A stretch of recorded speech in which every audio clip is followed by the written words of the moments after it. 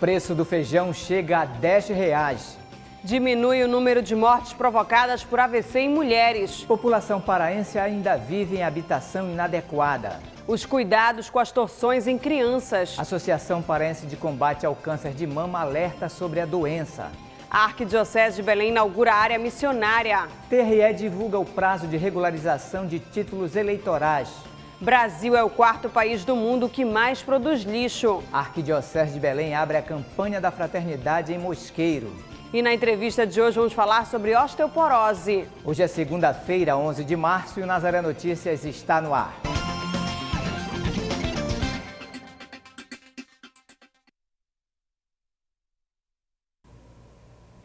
Começamos o Nazaré Notícias de hoje falando de economia e de um problema que atinge a mesa da população paraense. Os brasileiros estão sentindo no bolso os aumentos consecutivos nos produtos que compõem a cesta básica. Um dos produtos que vem apresentando alta desde o início do ano é o feijão. Em alguns estabelecimentos comerciais, o quilo do produto está custando R$ 10. Item indispensável na mesa dos brasileiros. O feijão está custando cada vez mais caro. O produto teve reajuste de 33,44%, segundo a Pesquisa Nacional da Cesta Básica de Alimentos, realizada em 18 capitais brasileiras este ano. O produto é rico em valor nutricional. Olha, o feijão é um alimento riquíssimo em proteínas, fibras, ferro, cálcio, magnésio, zinco. Ele é um alimento muito completo, é um alimento muito saudável, tá? Essencial e completo. Qual o melhor substituto para o feijão nestes tempos de preços nas alturas? Façam opção por variedades mais baratas, porque algumas variedades estão mais altas, outras variedades estão mais baixas. Caso não consiga comprar o feijão, aí pode fazer opção pela soja, pela lentilha, pela ervilha, todas as leguminosas, tá? Seria uma opção para quem não conseguir comprar o feijão. Nos supermercados da capital paraense, o feijão mais caro é o tipo carioquinha. O produto está sendo comercializado a quase R$ 10. Está cada vez mais difícil para os brasileiros levarem o feijão para casa. O produto está pesando diretamente no orçamento das famílias, mas o principal motivo para a elevação no preço do feijão é porque os produtores diminuíram a área plantada após 2 anos consecutivos de prejuízos. O feijão vem apresentando alta desde o ano passado. Segundo o Diese Pará, nos últimos 12 meses, a maioria dos produtos teve altas de preços, com destaque para o feijão, com reajuste acumulado de 41,78%. O feijão é considerado um dos alimentos mais completos, pois contém proteínas, ferro, cálcio, vitaminas, carboidratos e fibras. O feijão, além dele ser rico em nutrientes, ele é pobre em gordura, ele tem um índice glicêmico baixo, ele é utilizado também para pessoas que querem perder peso, auxilia no tratamento do diabetes, ele tem um índice um percentual de gordura de 2 a 3%. Então é um alimento extremamente saudável, tá? Para quem quer perder peso, para quem está com diabetes, para quem quer consumir no dia a dia. E para não abrir mão do tradicional alimento, uma das opções é adquirir outro tipo do produto, como manteiguinha, um dos mais baratos encontrados nas prateleiras dos mercados. Caixas eletrônicos de uma agência bancária foram explodidos na madrugada deste domingo em Cachoeira do Piriá, no nordeste do Pará. De acordo com a Polícia Civil, os suspeitos usaram 2 carros no assalto à agência do Bradesco. Eles atiraram para o alto na tentativa de evitar a represália da polícia. Pessoas que passavam pelo local foram feitas reféns. A polícia trabalha na identificação dos bandidos e a busca pelos suspeitos. O acidente vascular cerebral, conhecido como AVC, e as doenças cardíacas estão matando menos as mulheres com idade entre 30 e 69 anos no país. Um levantamento do Ministério da Saúde mostrou que em 6 anos os casos caíram 11%. O estudo mostrou que no período de 2010 a 2016, a taxa de óbitos por AVC caiu 11%. e por doenças cardíacas 6,2% entre as mulheres. No ano passado, o índice registrado para AVC caiu de 39,5 para 35,2 óbitos por 100 mil habitantes do sexo feminino. Apesar da queda expressiva, as duas doenças continuam sendo as que mais matam a população feminina entre 30 e 69 anos. As doenças cardíacas e o AVC são classificadas como doenças crônicas e não têm cura. Em todo o Brasil, as doenças crônicas não transmissíveis correspondem a 54% de todas as mortes no ano de 2016. Uma doença metabólica que atinge os ossos. De acordo com a Federação Internacional da Osteoporose, a doença causa mais de 8,9 milhões de fraturas por ano em todo o mundo. Para falar sobre sintomas, causas e formas de tratamento, Juliana Brito conversou com o médico reumatologista Ronaldo Carneiro.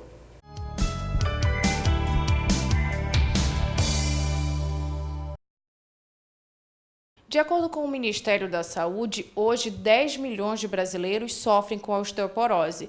E para falar um pouco mais sobre essa doença, a gente recebe hoje o médico reumatologista Ronaldo Carneiro. Tudo bem? Muito obrigada pela sua participação. Qual a causa da osteoporose? A osteoporose, ela tem várias causas. Nós temos, na verdade, dois tipos de osteoporose. Uma osteoporose nós chamamos de primária, aquela que normalmente está associada com a menopausa. Os pacientes que chegam nessa fase da menopausa, eles perdem um elemento muito importante fisiologicamente, ou seja, a natureza o faz dessa maneira, que são os estrógenos. Então, esse elemento, ele serve como protetor da massa óssea. Nós chamamos de osteoporose primária. E temos osteoporose também relacionada ou envolvida com certos medicamentos. Então, alguns remédios que se usam no cotidiano, por exemplo, como o caso dos corticóides, eles também podem levar a uma perda da massa óssea, resultando exatamente da osteoporose. Outras doenças também podem estar envolvidas com o problema da perda da massa óssea, como algumas doenças como o hipotiroidismo, algumas doenças reumáticas como artrite reumatoide, pode também levar a uma perda da massa óssea. Nós temos uma forma de osteoporose chamada de osteoporose senil, que é a osteoporose que ocorre depois dos 70 anos de idade. De um modo geral, quem vive muito vai ter ou tem tendência para ter osteoporose. Agora, o senhor falou sobre a questão da menopausa. É uma doença que atinge apenas mulheres e é possível um jovem ter osteoporose? É uma doença que costuma ocorrer principalmente, se ela for primária, como já foi citado, em pessoas que entram na menopausa. Agora, nós podemos também encontrar a osteoporose em pessoas jovens, falei já determinadas doenças, como é o caso da artrite reumatoide, ou outras doenças reumáticas, como espondilite anquilosante, que ocorrem em pessoas mais jovens, ou nós podemos também ter outras doenças endocrinológicas que levam a uma perda da massa óssea e, consequentemente, também levam a osteoporose. Então, nós podemos encontrar em pessoas jovens, embora seja mais raro, está relacionado a uma doença ou ao uso de alguma medicação cronicamente, e temos aquelas que estão relacionadas exatamente com a menopausa. Ocorre mais em mulheres. Depois dos 70 anos de idade, ocorre uma queda do número de mulheres versus o número de homens, mas ainda assim as mulheres são as mais acometidas. Agora, quais são os sintomas dessa doença? Tá. De um modo geral, os sintomas da osteoporose, eles costumam ser discretos, eles costumam ser realmente bem lentos. Não existe um sintoma que possa dizer que a pessoa que está com osteoporose. Quando a pessoa tem a manifestação clínica, com certeza ela já tem uma forma um pouco mais avançada. E essa manifestação clínica, principalmente, é traduzida sob a forma de fraturas. Nós podemos dizer, até certo ponto, que a osteoporose ela é mais ou menos como o diabetes, como a pressão alta, que são chamadas doenças silenciosas. Então, se alguém já tem uma predisposição para ter a doença, vamos supor, se a pessoa é baixa, a pessoa não tem atividade física, não teve filhos, tem descendentes asiáticos, ou na família, a avó, a mãe já teve osteoporose, essa pessoa tem uma possibilidade muito grande de ter a doença. Então, a recomendação nesse caso é que o mais cedo possível ela já comece a se preocupar em ter o seu diagnóstico e a partir daí comece a fazer o seu tratamento. Nós temos um elemento que hoje em dia nos proporciona um diagnóstico precoce da osteoporose, que é exatamente a densitometria óssea. Então, toda mulher, a partir dos 50 anos de idade, dependendo evidentemente do seu antecedente pessoal até antes, deveria ser submetida a uma densitometria óssea para saber como é que está a massa óssea. Porque de cada 4 mulheres que entram na menopausa, que são mulheres brancas, uma delas vai desenvolver osteoporose nos primeiros 5 anos pós-menopausa. O que é mais interessante, que a doença ela tem uma gravidade maior nos primeiros 2 anos. Então, nos primeiros 2 anos que a mulher entrou na menopausa, que ela desenvolve a doença, ela tem uma perda da massa óssea mais acentuada do que nos anos posteriores, embora ela vai continuar perdendo massa óssea, que caracteriza, em última análise, como a osteoporose. Agora, como é que é realizado o tratamento dessa doença? Tá. Então, nós temos 2 elementos básicos que são responsáveis pela formação da massa óssea. O osso é um elemento formado por minerais e, entre eles, tem realmente uma trabécula. Estes minerais se depositam e vão formar realmente osso. Na verdade, o que é osteoporose? Osteoporose significa osso cheio de buraco. Ósteo vem de osso, porose seria buraco, então osso cheio de buraco. Nós vamos observar que esses pacientes, o tratamento deles vai depender da forma como ele apresenta. Então, se eu tenho um paciente que está tendo osteoporose pelo uso de medicamentos, eu vou suspender a medicação.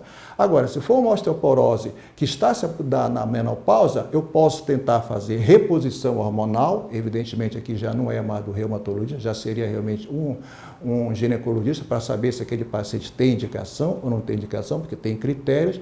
E nós temos 2 elementos básicos, que é a formação da massa óssea e outro elemento que é aquele que retira a massa óssea. Então, nós vamos atuar em 2 frentes, usando medicações que vão auxiliar na formação da massa óssea e outro grupo de medicamentos que vão ser utilizados tentando evitar que haja perda da massa óssea.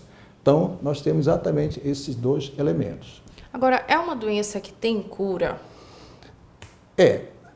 Cura propriamente dita, não, porque a osteoporose é uma doença que nós chamamos de doença metabólica, ou seja, com o passar do tempo, algumas alterações do nosso corpo vão ocorrendo, mas nós podemos controlar a doença. Então, se eu tenho um paciente com osteoporose, uma vez que eu começo a instituir a terapêutica, esse paciente pode até recuperar aquela massa óssea que ele perdeu, ou então pode manter aquela massa óssea durante muito tempo, ou ser uma perda muito pequena, o que vai com certeza favorecer com que ele tenha uma qualidade de vida boa, evitando as principais complicações da osteoporose, que são as fraturas. E principalmente fratura do colo do fêmur, que ocorre muito naquelas senhoras que já têm uma certa idade, que já têm dificuldade visual, dificuldade de equilíbrio, inerente da própria idade, acima de 80, 90 anos de idade, e que acaba caindo. Isso faz com que elas tenham fratura do colo do fêmur. Essas complicações, devido à fratura do colo do fêmur, pode muitas vezes ter um desfecho que não é realmente muito bom.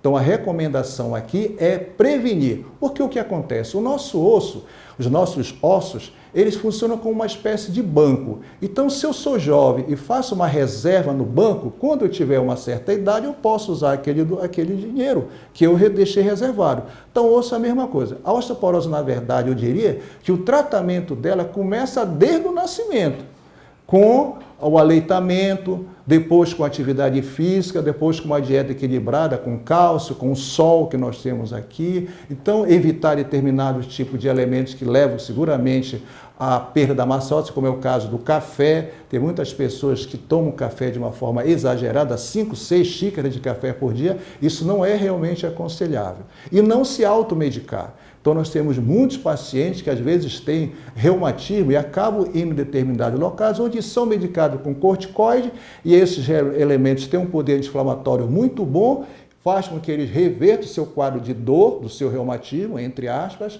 e faz com que eles mantenham essa medicação durante muito tempo. Isso vai causar problema não só de osteoporose, como outros problemas que não é o momento para nós discutir, mas seria diabetes, glaucoma, hipertensão e etc. Então, isso é muito perigoso, a automedicação. O senhor já citou alguns métodos preventivos contra a doença. Muito se fala sobre a questão do refrigerante. Ele pode realmente, digamos assim, incentivar o surgimento dessa doença? Não existe estudos que possam realmente demonstrar que os refrigerantes têm alguma forma de atuar a nível da massa óssea, né? O refrigerante, nós sabemos que basicamente o seu componente maior é o açúcar. Então, eu diria, porque quando o paciente tem osteoporose, às vezes devido à própria idade, já foi falado que é uma doença metabólica. Doença metabólica, por exemplo, é o diabetes, é a osteoporose, essas doenças que têm relação realmente com o nosso organismo no seu funcionamento. Mas, até o presente momento, nós não temos nenhum estudo que seja confiável, que demonstre que o uso exagerado de refrigerante possa levar à formação ou à perda da massa óssea, caracterizando um quadro de osteoporose. Mas a alimentação nesse processo de prevenção é importante. É muito importante. Você citou uma das coisas que é mais importante que realmente a alimentação. Eu hoje, por exemplo, peguei um paciente agora na Santa Casa, onde eu pedi só para tomar um copo de leite desnatado. Pronto. Mas o que é importante na nossa alimentação? Principalmente legumes. Tudo que tiver de verde, brócolis, alface, tudo que for verde, é bom porque é uma fonte realmente de vitamina D e isso acaba facilitando a formação, o enrijecimento da massa óssea. Então, se nossos pacientes, os nossos telespectadores puderem fazer da sua alimentação, que já foi falada várias vezes em outras circunstâncias, o quanto é importante a alimentação, mas especificamente tratando-se de massa óssea, eu mais uma vez reforço aqui a importância de se comer legumes e principalmente verde, porque eles contribuem para a formação, não só para a formação, eu diria mais para o fortalecimento da massa óssea, evitando consequentemente essa doença que tem seus problemas e problemas muito sérios, muitas vezes. Ok, então, muito obrigada pela sua participação. A gente espera ter esclarecido alguns pontos sobre essa doença. Marcos, Larissa, eu volto com vocês aí no estúdio.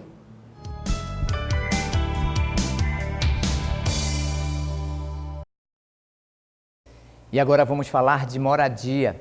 Uma pesquisa divulgada pelo Instituto Brasileiro de Geografia e Estatística revelou que 26,2% da população paraense vive em habitações inadequadas, sem o padrão mínimo dos serviços de infraestrutura básica, além do espaço físico insuficiente para os moradores.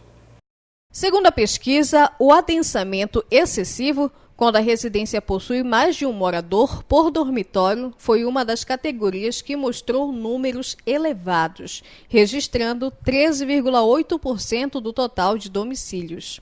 Os dados são da síntese de indicadores sociais do ano de 2017.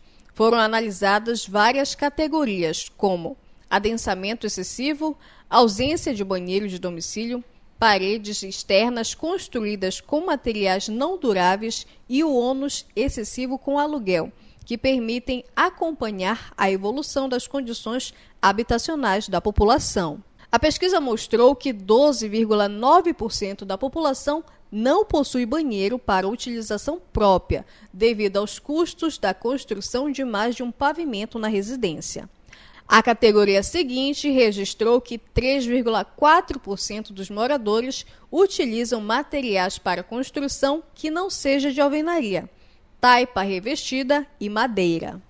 Já com relação ao ônus excessivo com aluguel, situação onde o valor do aluguel do domicílio iguala ou supera 30% do rendimento domiciliar, marcou 2,5% dos residentes, indicando que os custos da moradia podem estar comprometendo outras necessidades das famílias. O número de presos no Pará alcança o dobro do número de vagas existentes nas unidades prisionais. Para a Superintendência do Sistema Penitenciário do Estado, a superlotação é um dos facilitadores das fugas e está investindo para combater e prevenir o problema. Em 2019, foram registrados 9 fugas. Ainda segundo a SUSIP, 26 detentos fugiram e 6 foram recapturados entre janeiro e fevereiro deste ano. Em 2018, foram registradas 19 fugas no mesmo período. Foram 68 fugitivos e 45 recapturados. Mesmo com a diminuição nas fugas, o número continua grande. Já há 20 mil presos custodiados pelo Estado, para um total de 10 mil vagas.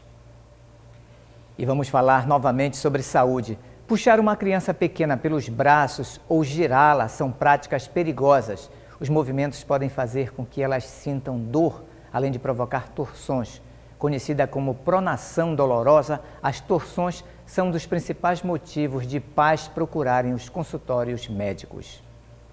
Sabe aquelas vezes que as crianças são puxadas pelos braços? O movimento pode até não ser proposital, mas causa dor nos pequenos. Essa brincadeira, aparentemente inofensiva, pode causar a pronação dolorosa, uma lesão frequente no cotovelo das crianças. A pronação dolorosa ela consiste no movimento de deslocamento dessa articulação do cotovelo. A criança geralmente faz uma birra, o pai puxa, ou então a babá, tanto que ela é chamada de cotovelo da babá, e faz um certo deslocamento dessa região do cotovelo. Um dos principais sintomas apresentados pelas crianças é o movimento dos braços limitado. Geralmente, a lesão acomete crianças menores de 3 anos, do gênero feminino e do lado esquerdo do braço. Geralmente a literatura diz de 18 até os 3, 4 anos de idade. Sexo geralmente feminino, a maior incidência feminina, até porque tem menos força muscular desde criança no sexo feminino. E o lado predominantemente o lado esquerdo. Até hoje não se sabe porquê, mas quase que 70%, 80%, às vezes até 90% é o lado esquerdo no sexo feminino. O tratamento nesses casos é ambulatorial. Geralmente o exame clínico, você escolhe a história da criança, a mãe sempre geral, ela não caiu, então, mas geralmente você sabe, ela tem a posição característica da pronação dolorosa. A criança não mexe o braço, está em choro, você tenta mexer, aí você vai com calma, vai conversando com a criança, você faz uma manobra de redução, não precisa de anestesia, às vezes não precisa nem de raio-x, porque a 5, 10 minutos você faz a manobra, aguarda, você escuta um clique, que é a famosa que aquela articulação foi para o lugar. Agora, em alguns casos você precisa, se mesmo você não consegue fazer a redução, você já fica preocupado, pode ter feito uma subluxação, ou a criança realmente caiu e fez uma pequena fratura interarticular. Você pede um raio-x, mas isso é um caso bem raros mesmo. Por isso, é importante seguir algumas orientações e ouvir as reclamações de dores dos filhos. A orientação é essa. Se a criança birrar, cair no chão, tenta pegar, então deixa acalmar a criança. E ter muito cuidado, nada de ficar... Geralmente o pai e a mãe gostam de ir com a criança um do lado do outro. Isso também é um erro, porque você pode fazer uma força maior e o outro menor. Isso pode fazer com que haja esse deslocamento. Então deixa a criança quieta e sempre orientando, vai atrás. E nunca pegar pelo cotovelo, sempre pelas axilas. Desde pequenininho tem que fazer esse movimento. Participe da produção aqui do Nazaré Notícias. Envie para nós sugestões de entrevistas ou de reportagens para o nosso WhatsApp. O número é o 988023444. E ajude os meios de comunicação da Arquidiocese de Belém. Seja mais um e faça parte da família Nazaré. Ligue 4006-9211. E você acompanha ainda nesta edição. A Associação Paraense de Combate ao Câncer de Mama alerta sobre a doença. A Arquidiocese de Belém inaugura a área missionária. TRE divulga o prazo de regularização de títulos eleitorais. Brasil é o 4º país no mundo que mais produz lixo. A Arquidiocese de Belém abre campanha da fraternidade em Mosqueiro.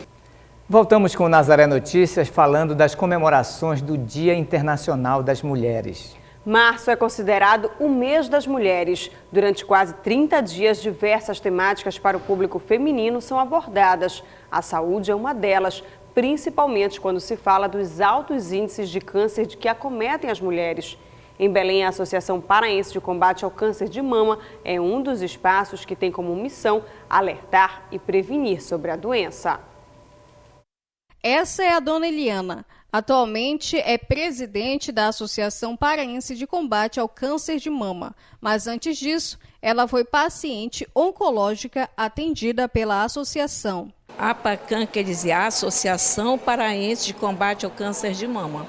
Ela já tem uns 25 anos, tá? Funciona aqui na Pedreira, na Antônio Everdosa, entre Vilete e Humaitá. E o objetivo principal da APACAM é atender a população carente.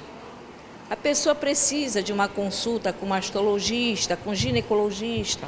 Aí a pessoa vem aqui, marca a consulta, a secretária agenda com o médico.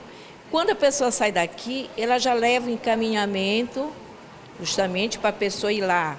Esse encaminhamento já vai com a data da consulta, o endereço do médico, todos os detalhes. A APACAN tem como missão promover a educação, prevenção e aumentar as chances de cura de mulheres com câncer de mama. Segundo o Instituto Nacional do Câncer, o de mama é o tipo mais comum entre as mulheres no Brasil e no mundo. Corresponde a cerca de 25% dos casos registrados anualmente. A doença também pode afetar 1% do público masculino. Um alerta aos homens, não é só a mulher que tem câncer de mama.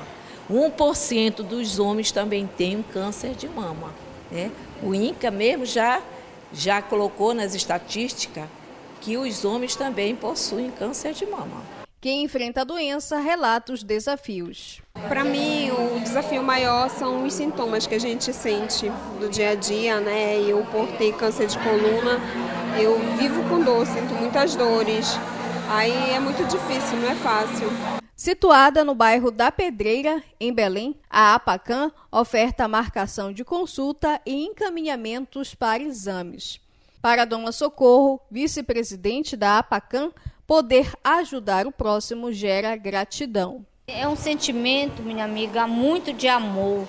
Amor mesmo, entendeu? Que nós temos pelas nossas mulheres. E nós sabemos a dificuldade que as mulheres têm para um tratamento desse, entendeu? Só nós que trabalhamos com comunidade, que sabemos o quanto nós presenciamos casas de mulheres morrendo com câncer de mama, com as mamas ainda no local, sem ter para onde ir, entendeu? O tratamento.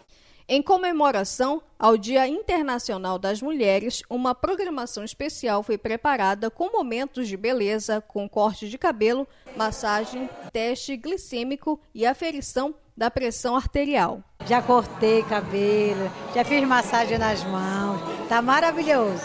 A verificação da pressão arterial, glicemia, né? Tudo ok. A Superintendência Executiva de Mobilidade Urbana de Belém pretende intensificar a fiscalização em empresas de ônibus da capital paraense. O objetivo é oferecer à população um transporte público de qualidade.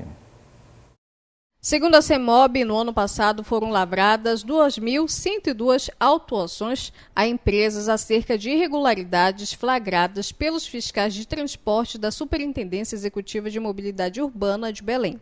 Entre as irregularidades mais identificadas estão aquelas relacionadas à qualidade estrutural do veículo, o que engloba desde problemas mecânicos, falha ou inoperância do elevador para pessoas com deficiência, até questões como falta de iluminação interna ou externa, de campainha de extintor de incêndio, entre outros. Há também infrações quanto ao descumprimento de ordens de serviço, que podem ser desde a não regularidade na saída dos veículos até a chamada queima de parada, e ainda infrações por circular fora das faixas exclusivas de ônibus. A frota operacional de ônibus atual no município é de 1.350 veículos, distribuídas em 127 linhas, e possui idade média de 6 anos e meio. A expectativa para 2019 é que o número de veículos fiscalizados seja ainda maior que no ano anterior. Na manhã deste domingo, a Arquidiocese de Belém inaugurou a área missionária São Clemente. Pertencente à região episcopal Coração Eucarístico de Jesus, a área vai intensificar a evangelização no bairro do Bengui. Como parte da programação do ano jubilar da Diocese de Belém, uma série de mudanças estão sendo realizadas em nossa arquidiocese, como é o caso da instituição de uma área missionária no bairro do Bengui. Parece que foi no ano de 2016 que eu fiz visita pastoral na paróquia de Nossa Senhora Rainha da Paz, aqui no Bengui. E aí, junto com o padre Romeu, que era o pároco da época, nos damos conta que aqui, nesta área, havia a necessidade de se criar uma área com a presença mais forte da igreja, dado a necessidade da evangelização, de fazer com que a palavra pudesse chegar, a palavra de Deus pudesse chegar a todas as famílias, a todas as comunidades. Depois da visita pastoral de Dom Irineu, o que era a Capela São Clemente se transformou nessa igreja. Ainda em construção, mas pronta para se tornar a área missionária São Clemente. Agora vai ficar muito mais forte, se tornando uma área missionária. Apesar de a gente não fazer parte daqui, a gente vai ficar na paróquia Rainha da Paz, ainda vai ficar assim muito marcado na gente, porque sempre participamos de tudo aqui da comunidade, ajudamos a construir a paróquia, então é muito importante para o nosso bairro e para a nossa igreja, a São Clemente virar uma área missionária. O que me motiva é a necessidade mesmo, porque Jesus mesmo disse, né? A messe é grande e os operários são poucos. E nós temos que botar a mão na massa, né, para evangelizar o nosso povo. E aqui estou eu, como ministro da Eucaristia, né? Tenho trabalho de visita com os enfermos aos domingos, né? De levar Jesus Eucarístico ao encontro dele, daqueles que não podem vir à igreja, né? Então a gente vai ao encontro dele.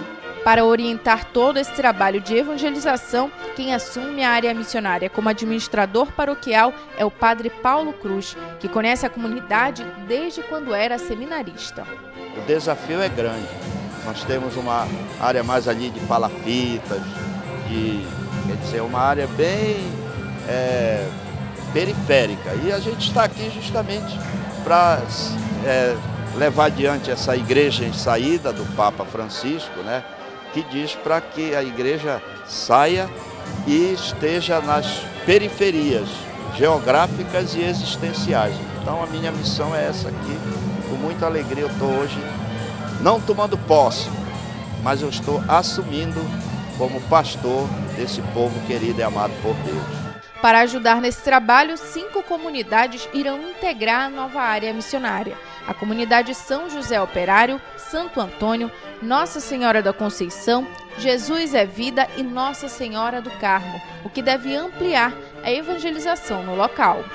Para fazer com que a evangelização cresça, o trabalho missionário chegue a todos, que o povo seja evangelizado, que aumente aqui a vida espiritual, que aumente a evangelização, a missionariedade da igreja. Isso está de acordo com o plano de pastoral também da nossa Arquidiocese de Belém, que se propõe chegar às periferias, uma igreja em saída missionária, fazer com que todas as pessoas sejam evangelizadas.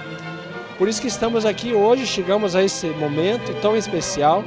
Com certeza uma igreja SEBS, não podemos esquecer isso, né? Comunidades eclesiais de base.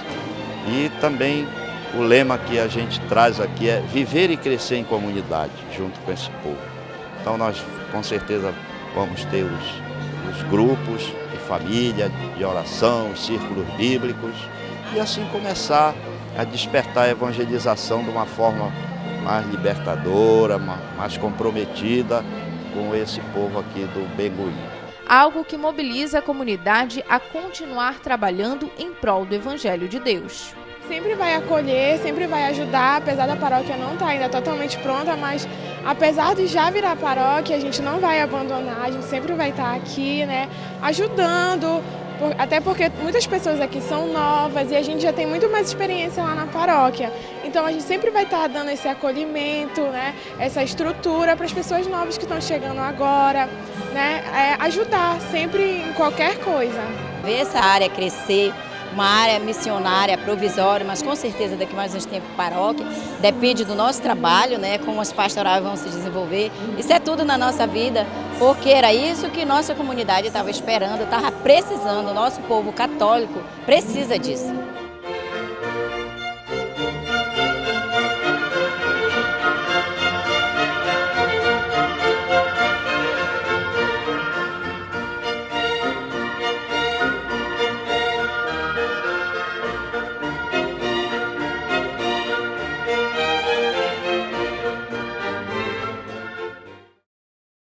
O Tribunal Superior Eleitoral divulgou o prazo para a regularização da situação de eleitores com ausência de voto nas últimas 3 eleições. E para saber mais sobre esse assunto, Priscila Pinheiro conversou com o técnico judiciário do TRE do Pará, Alessandro Cruz. Começou em todo o país o prazo para que eleitores que não compareceram às 3 últimas eleições se regularizem junto à Justiça Eleitoral. Quem vai explicar melhor sobre esse assunto aqui no Nazaré Notícias é o Alessandro Cruz, que é técnico judiciário do TRE aqui no estado do Pará. Alessandro, explica para a gente sobre esse novo prazo. Como é que ele vai funcionar? Não é uma justificativa, é uma regulamentação, é isso? Isso, perfeitamente. Tá? Então, primeiramente, só para esclarecer o eleitor, que a justificativa é o prazo que é concedido ao eleitor, tão logo terminem as eleições, o eleitor tem 60 dias para comparecer a uma das nossas unidades da Justiça Eleitoral e justificar a ausência às urnas, né? Seja porque estava doente, estava viajando, enfim. Esse prazo já esgotou e agora abre o prazo para o eleitor se regularizar, aí pagar a multa equivalente por cada ausência ao pleito. E essas pessoas que querem se regularizar, basta procurar um cartório eleitoral no qual ela é cadastrada, tem a zona cadastrada, é isso? Isso, perfeitamente, né? Então, o eleitor pode se dirigir a qualquer unidade da Justiça Eleitoral, ao cartório eleitoral do seu município, à central de atendimento ao eleitor do seu município, levar um documento oficial com foto, o seu título, comprovante de residência e regularizar a sua situação. Essa situação gera multa também para esse eleitor que faltou aos 3 turnos, às 3 eleições, no caso? Isso, perfeitamente, né? Então, o eleitor vai pagar a multa equivalente, né? A Justiça Eleitoral vai emitir um boleto e vai pagar no correspondente bancário de sua preferência, né? E lembrando que cada ausência gera um débito no valor de R$ 3,50. Alessandra, agora a questão financeira não é tão problemática quanto ao cancelamento do título, que é o que ocorre caso a pessoa não compareça ao cartório eleitoral. Isso, perfeitamente, né? Então, após esse período, aqueles eleitores que não comparecerem terão de fato o título cancelado. E aí sim, pode vir a ter problemas com regularização do CPF, recebimento de benefícios sociais, matrícula de instituição de ensino e abertura de conta bancária, por exemplo. Esse prazo, ele vale para o Brasil inteiro. Quem mora fora do país, como é que pode justificar? Isso. Então, como você muito bem lembrou, né?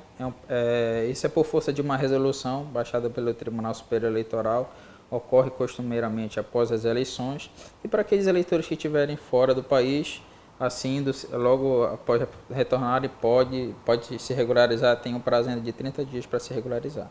Alessandro, essas pessoas que querem se regularizar, basta levar alguns documentos, né? CPF, RG, comprovante de residência, e é rápido esse processo? Isso, o processo não é demorado, né? Estamos numa fase que a procura tem sido baixa nas nossas unidades, nos cartórios eleitorais, né? Não estamos em período eleitoral, então a gente pede que o eleitor aproveite, né? Mesmo aqueles que não estejam nessa configuração de 3 ausências seguidas, mas que estejam com algum tipo de débito, deixou de votar em algum dos turnos, né?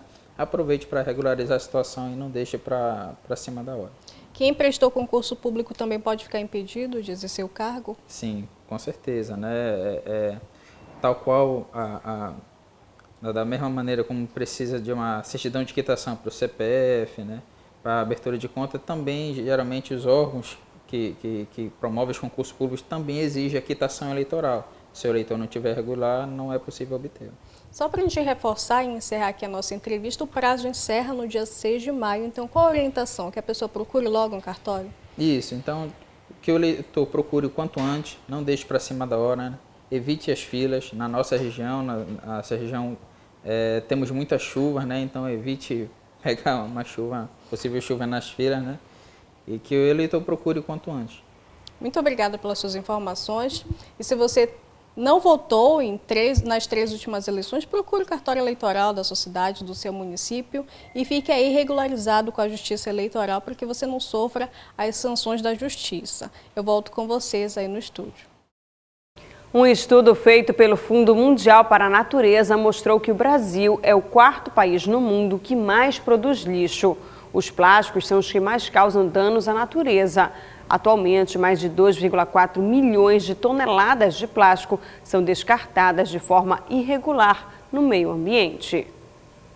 A poluição por plástico gera mais de 8 bilhões de dólares de prejuízo à economia global. O levantamento do Programa das Nações Unidas para o Meio Ambiente indica que os setores diretamente afetados são o pesqueiro, setor do comércio marítimo e o turismo. O volume de plástico que vaza para os oceanos anualmente é de cerca de 10 milhões de toneladas. Nesse ritmo, segundo a pesquisa, até 2030 serão lançados ao mar o equivalente a 26 mil garrafas plásticas para cada quilômetro quadrado. O levantamento também mostrou que o Brasil está atrás de países como os Estados Unidos, o primeiro lugar no ranking da produção de lixo, da China, que é o segundo lugar, e da Índia, que ocupa o terceiro lugar. E agora vamos acompanhar a previsão do tempo para esta terça-feira em municípios da Amazônia.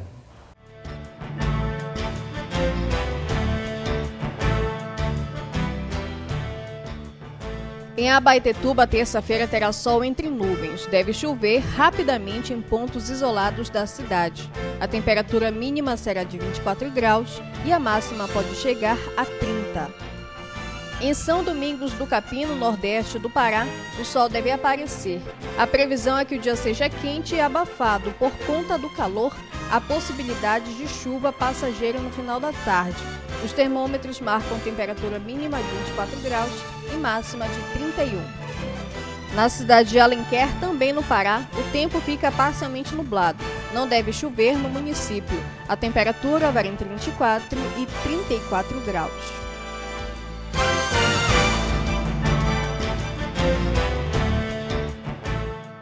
Em Coroatá, no Maranhão, a terça-feira será encoberta. Não há previsão de chuva e a temperatura fica entre 25 e 28 graus. Na capital do Amapá, a meteorologia prevê um dia chuvoso. Há chances de pancadas de chuva a qualquer hora do dia. A temperatura mínima registrada será de 23 graus e a máxima pode chegar a 30. E em Sinop, no Mato Grosso, o dia se mantém estável, assim como no final de semana. O tempo fica encoberto com chuva no período da noite. A variação de temperatura fica entre 23 e 29 graus.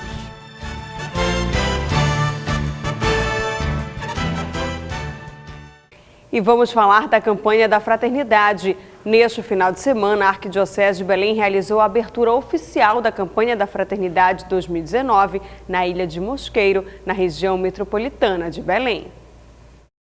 A campanha da Fraternidade deste ano busca despertar nos cristãos a maior participação nos temas de políticas públicas à luz da Palavra de Deus e da doutrina social da Igreja, para fortalecer a cidadania e o bem comum, sinais da fraternidade. Neste ano, a Arquidiocese de Belém escolheu a Ilha de Mosqueiro, pertencente à região episcopal Menino Deus, para realizar a missa de abertura. A campanha da Fraternidade foi aberta oficialmente com a mensagem do Papa na quarta-feira de cinzas. Nossa Arquidiocese tem o hábito de fazer no sábado, primeiro sábado da quaresma, esta abertura. Cada ano escolhemos uma área. E este ano Mosqueiro, porque nunca tinha vindo aqui, o que expressa também todo esse desejo de valorizar a nossa realidade amazônica. É uma ilha, é a maior ilha da nossa arquidiocese, então nós queremos reconhecer o valor deste lugar, que é muito bonito, que é muito digno, e também dizer que nós queremos construir uma realidade bonita, válida para todos, que todo mundo se sinta bem. Dentro da perspectiva do tema, né, que é a campanha da Fraternidade, políticas públicas, a gente pensa que também uma realidade como essa, de ilha, uma realidade ribeirinha, né, de pesca e tantas outras situações, de uma certa forma também nos chama atenção, ou devem ter atenção, seja da igreja, seja do poder público, para realidades às vezes que aqui são de carências, do ponto de vista das políticas. E em segundo lugar, do ponto de vista do nosso trabalho pastoral, a gente tem, nesses últimos anos, olhado muito para as áreas distantes, né? O Papa Francisco, ele pede igreja em saída. Mosqueiro, essa realidade da estrada, da BR e outras realidades, são exatamente o apelo que nosso povo está fazendo para a igreja estar mais perto, né? Antes da celebração, uma pequena caminhada que saiu da rua 16 de novembro, na ilha, seguiu em direção à Praça da Vila, que fica em frente à paróquia de Nossa Senhora do Ó. Em seguida, deu-se início à celebração eucarística campal. Na homilia, Dom Alberto destacou a responsabilidade social da população quanto às políticas públicas. Nossa sociedade também tem as suas muitas doenças. E essas doenças são responsabilidade tanto nossa como daqueles que nos governam. A nossa sociedade tem situações a serem devidamente enfrentadas. Você pode falar de políticas públicas, referindo-se ao saneamento, água, esgoto, pode falar de energia, de transporte, você pode falar de educação, e daí por diante. Vocês conhecem essa lista pelas necessidades dos bairros onde vocês moram. O evento reuniu clero arquidiocesano, católicos de diversas paróquias, movimentos pastorais, além dos moradores da bucólica que estavam entusiasmados. Estamos muito honrados, né, de ter essa representação da nossa arquidiocese aqui em nossa ilha, né? E o que nos representa a campanha da fraternidade é tudo isso que aí o Padre Cid está falando, né? É harmonia, é amor, é compaixão com nossos irmãos, né? Então aqui a nossa ilha se sente muito honrada de estar recebendo essa grande confraternização da Arquidiocese de Belém aqui, toda a região metropolitana de Belém, né? A campanha da fraternidade surgiu no ano de 1964 e a cada ano a Igreja no Brasil propõe a todos os cristãos temas para serem refletidos mais intensamente durante a Quaresma. Este ano, a sociedade é chamada a se engajar mais sobre a fraternidade e as políticas públicas. Mas de que forma podemos fazer isso? Sentir-nos responsáveis, participação dos conselhos, verificar o que não funciona no nosso bairro, dar notificação às autoridades.